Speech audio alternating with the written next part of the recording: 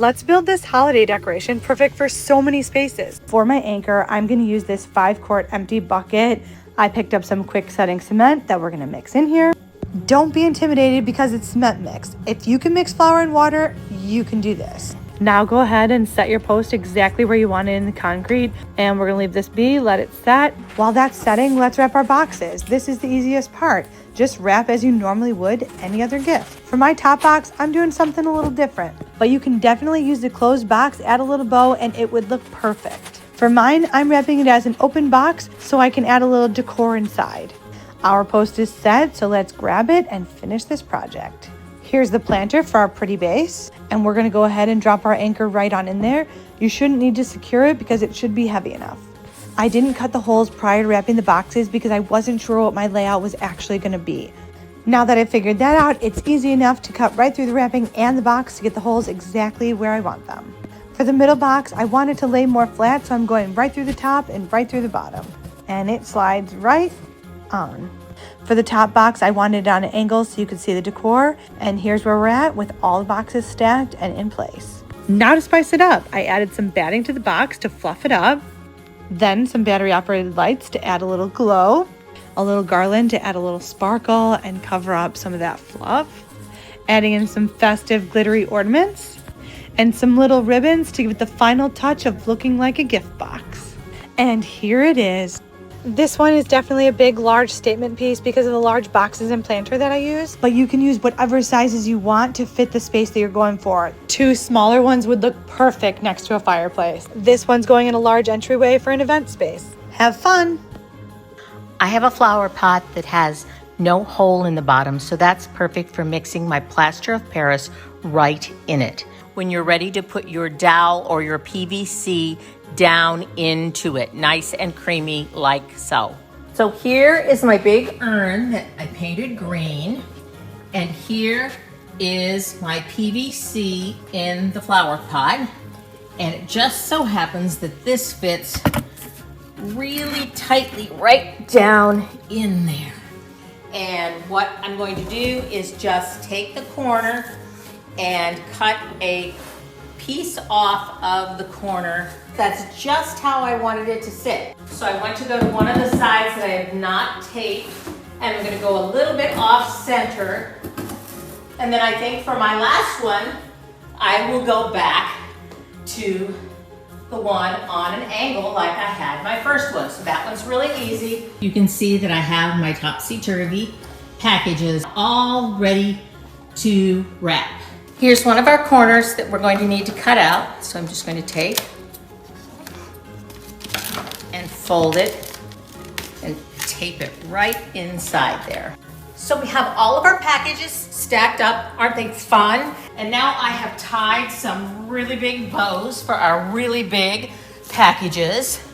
So I'm gonna go ahead and take some ribbon and wrap it around another piece of that tape. Here are our topsy-turvy Christmas gifts. Aren't they cute? And you've made such an impact for not a lot of money. I mean, I used, and I think my guests will be bowled over by this as they arrive.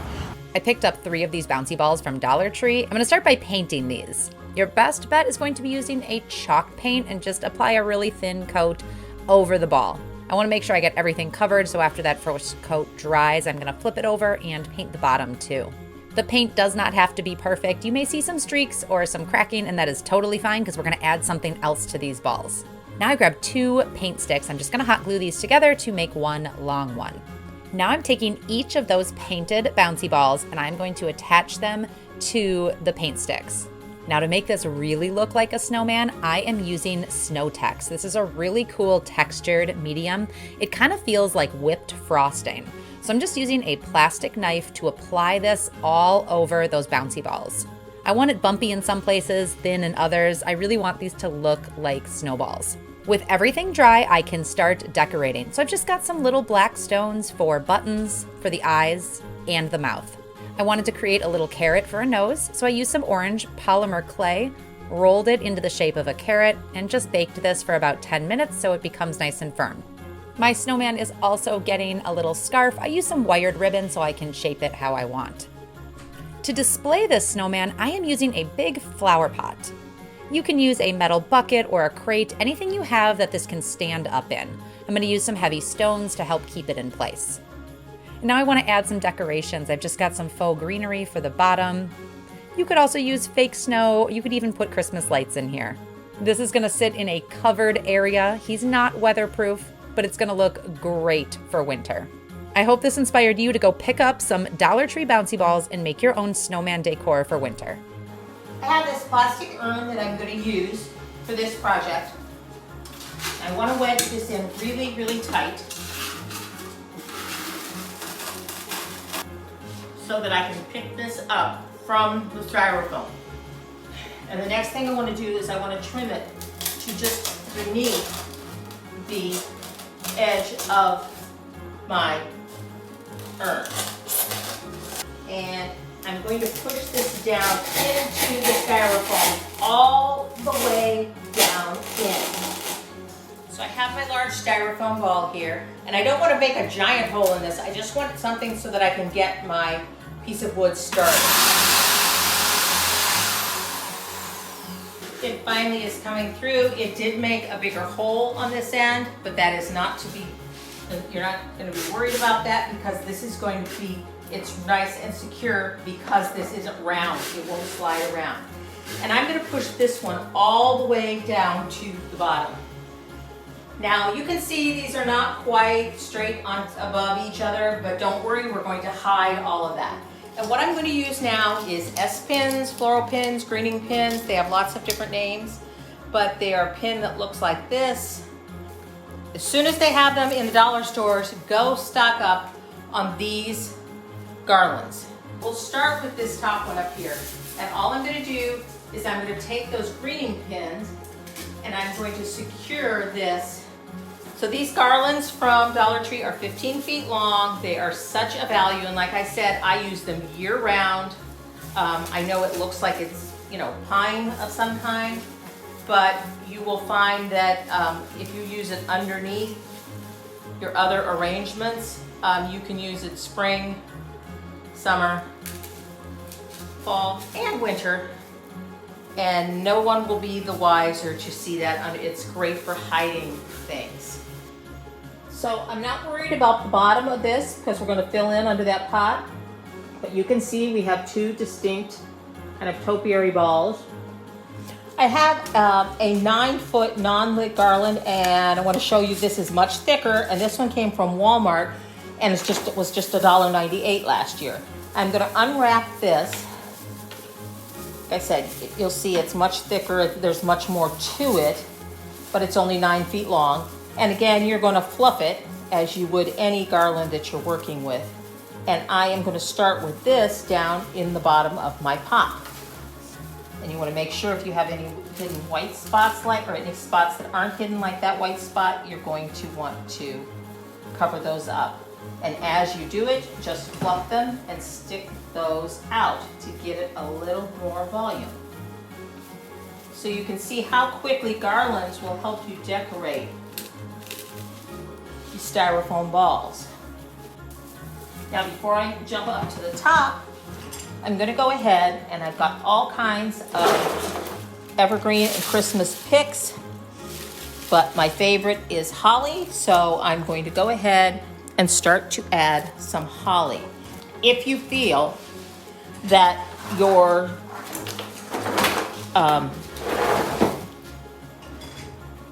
ball is not full enough, you can also take some evergreen picks like this, same thing, cut them apart and just add those in. Now that I have finished the bottom, I'm going to go up here and do the exact same thing to the top. I have a piece of this garland that I told you I got from Walmart, and I'm going to fluff it and just add it. We've done that, and the next thing we're going to do is add our holly just like we did below. And then we're going to start adding some evergreen pieces just like we did to the bottom.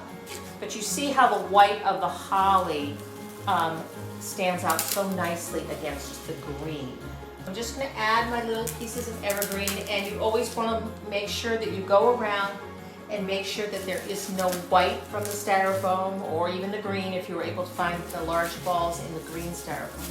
And make sure that none of that is showing. Here's the bottom and the top. Isn't that looking beautiful? Now I can see when I look at it this way that this top is a little heavy on this side and a little light on this side. But I wanted to add one more thing, and you cannot beat adding holly berries at Christmas time, or any kind of red berries.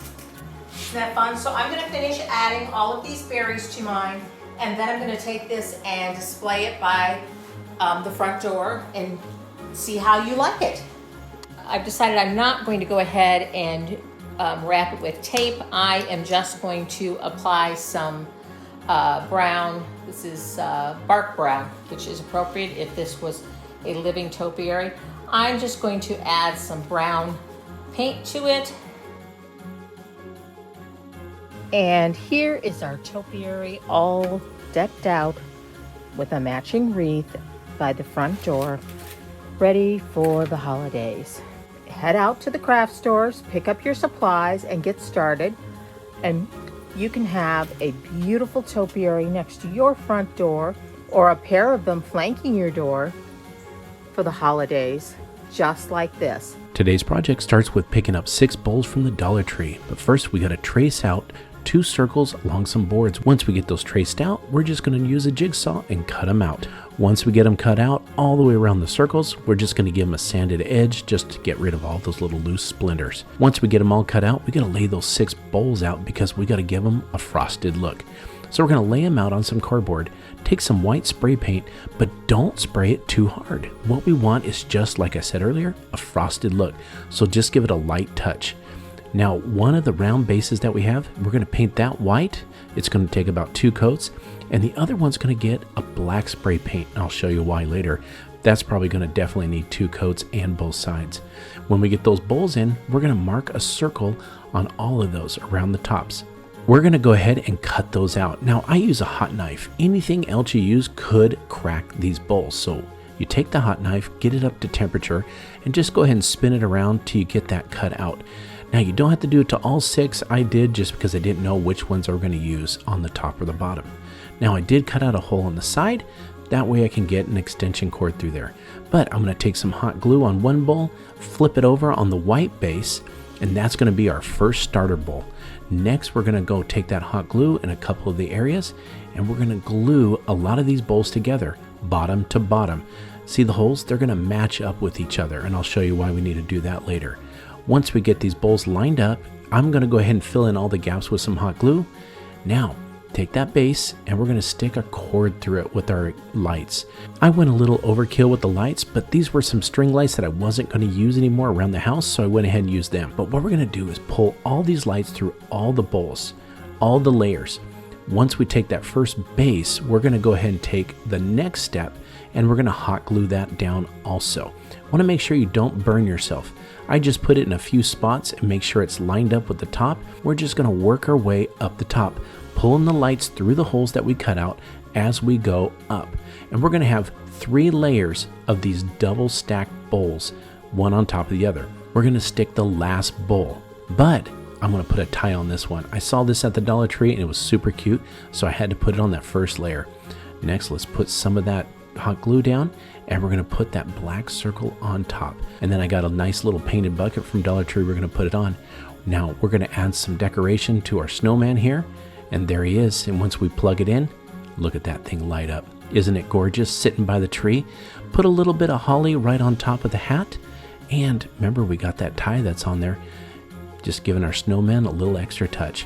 I think this thing turned out so well, and I hope this inspired you to build your own Dollar Tree snowman bowl. Thank you for watching Home Talk, and we'll catch you next time.